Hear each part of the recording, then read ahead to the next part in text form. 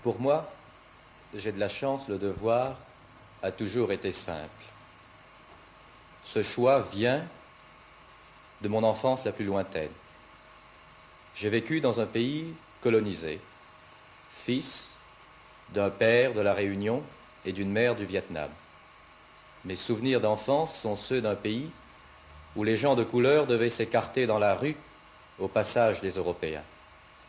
C'était là une vision, un sentiment inacceptable pour les adolescents que nous étions.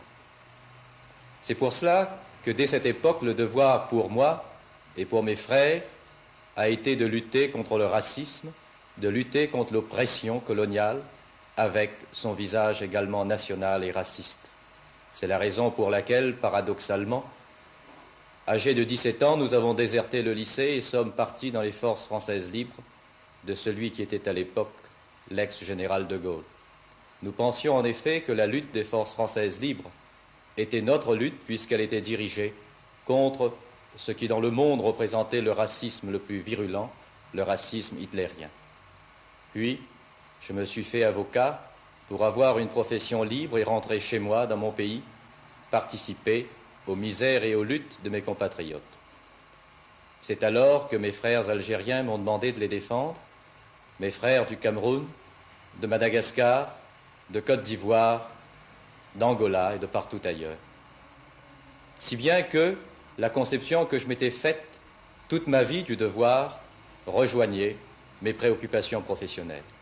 Comme avocat aussi, je me suis consacré entièrement à la défense des opprimés aujourd'hui qui luttent pour l'indépendance de leur pays, pour la liberté et l'unité de l'Afrique. C'est la raison pour laquelle, depuis plusieurs années, j'ai abandonné les autres spécialités de cette profession et considère que mon devoir est de me consacrer entièrement à la défense des prisonniers politiques. Je sais que ce choix a été favorisé en ce qui me concerne par toutes sortes de déterminations qui viennent de très loin, mais ce choix est très profond. Si demain la profession d'avocat devait se réduire dans le cadre de la communauté des 6 à un rôle d'agent d'affaires, je cesserai d'être avocat, car je me sens plus près d'un combattant du maquis ou d'un procureur à Nuremberg que d'un spécialiste des accidents de voiture.